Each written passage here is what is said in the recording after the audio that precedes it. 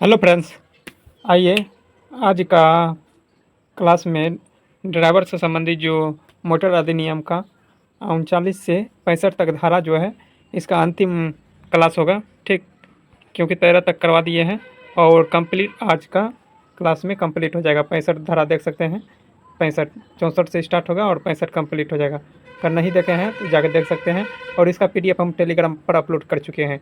ठीक है, जाकर आपको फ्री ऑफ कॉस्ट इसका पीडीएफ ले सकते हैं। ठीक, चलिए स्टार्ट करते हैं। धारा 64 है, इस नियम बनाने की शक्ति केंद्र सरकार को है। धारा 64 केंद्र सरकार को अधिकार देती है कि वह पंजीकरण अध्याय 39 से 65 से संबंधित मामलों पर नियम बनाए और इन नियमों में आवेदन पत्र, समय सीमा और प्रमाण पत्र का रूप, विवरण और रजिस्ट्रेशन मार्ग का प्रदर्शन, एनओसी पते और स्वामित्व परिवर्तन की सूचना, फिटनेस और सर्टिफिकेट, फीस और रिफंड आदि शामिल होते हैं। ये सब जितना शामिल होता है किस धारा के अंतर्गत आता है? 64 धारा 64 के अंतर्गत आता है। ये मोटर वाहन अधिनियम में धारा 64 के अंतर्गत है। ठीक, चलिए प्रमुख बिंदु देख लेते हैं सब संक्षेप में। आवेदन पत्र एवं सूचना पत्र सेक्शन हो जाएगा कितना? 41 में।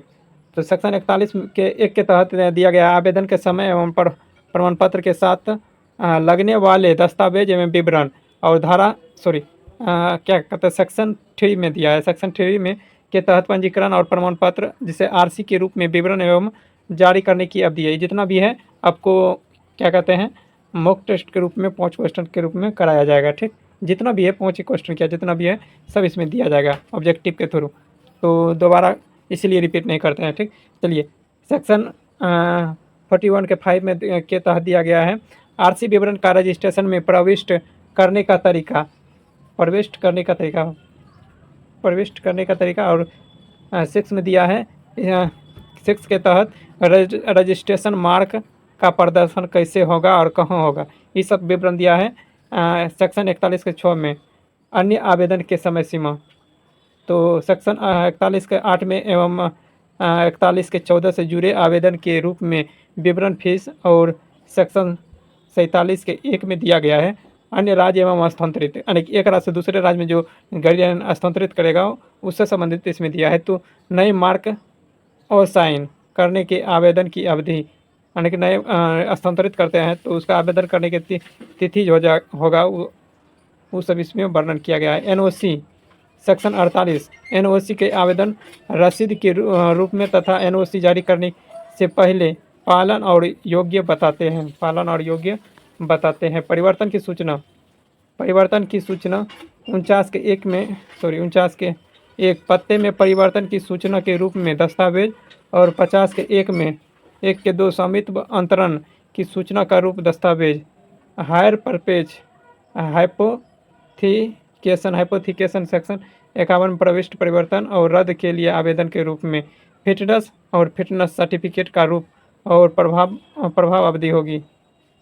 फीस और रिफंड, आरसी मार्क निरीक्षण और जांच आदि के शुल्क निर्धारित रिफंड का प्रावधान, साथ ही अन्य जो केंद्र सरकार निर्धारित करे।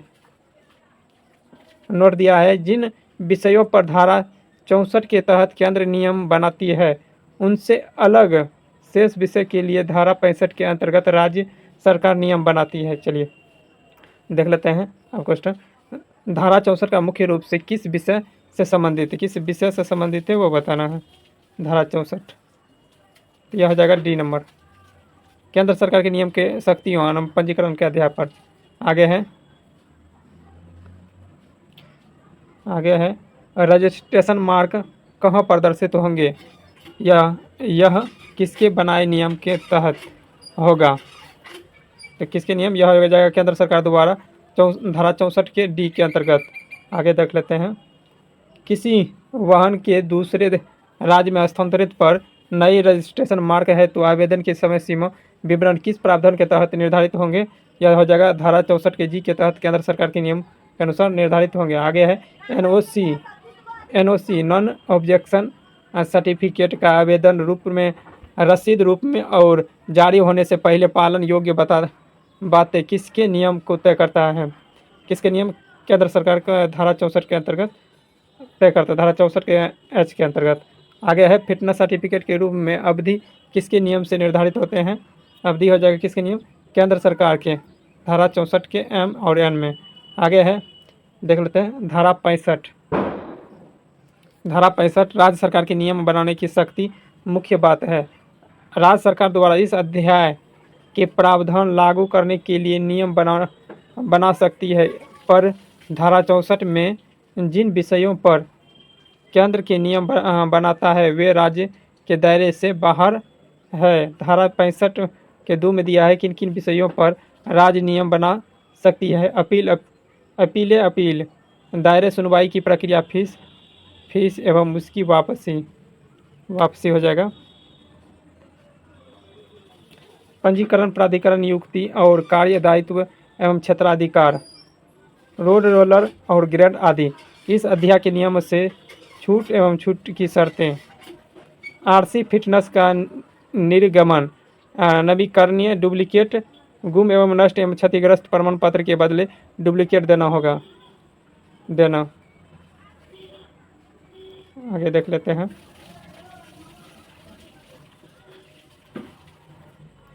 GVW प्रविष्ट का संशोधन, पंजीयन, प्राधिकारी के समक्ष आरसी प्रस्तुत कर सकना और अस्थायी पंजीकरण और टेम्पररी आरसी, टेम्पररी मार्क देने की व्यवस्था। धारा 58 के 2 के विवरण के प्रदर्शन कैसे हो, अन्य आवश्यकताओं का विवरण, फीस छूट और कुछ व्यक्तियों के वर्गों के देय शुल्क को आंशिक एवं पूर्ण छूट देना। आगे देख लेते हैं। प्रमाण पत्र, जहां केंद्र ने फर्म न तय किए हो वहां प्रयुक्त होने वाले अन्य फर्म हो। अंतर्राज्यीय समन्वय प्राधिकरण, वाहन और स्वामित्व द्वारा आरसी विवरण की परस्पर जानकारी, बाहर राज्य या राज्य में वाहन के सहित राशियों के फीस द्वारा 41 के 13 और 47 के 7 और 49 के 4 और 50 के 5 के अंतर्गत देय राशि है। आगे देख लेते हैं।